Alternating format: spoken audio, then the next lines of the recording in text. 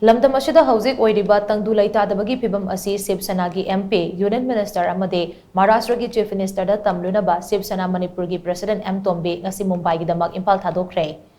Mahaki Mumbai kongtara dugi mangoinana ngarang babu parada laiba Shiv Sena Manipur ki office ta pangthokhiba paugi mifam amada M Tombi na hai chahi ama helaklaba irang asi security advisor Kuldip Singh amadi Manipur police ki DGP Rajib Singh na lakshin bang ngamdrabanina makoi ani potha hankibana achumba khongthang oiragani. Chahi ama helaklaba irang asigi waroisin ama ngasi fauba security advisor amadi DGP na loisinbagi mami tadri oiragliba Phivam asida makoi anida thajaba thamduna kayam kuina laihankhigani haibasi miyam gi wahangni India gumba democracy chatpa leibak amada state ki makhada laigedaba power sing center na Manipur lengakta pidana leiriba asi chahi ama helaklei masi faubuda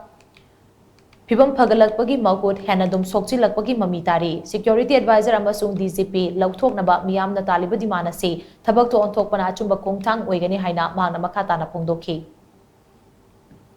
Maramaduna ngasi Manipur ki miyamna pamliba si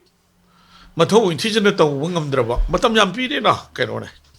sahi mi heleba kuldip tu sahi mi heleba DG sahi mi heleba ngasi bokda lan si lephan bangam bagi kaino si ubu phangde ba hujik si lepte ba state government si pura paralyzed or thame nangi kuldip ka kaino na pairaga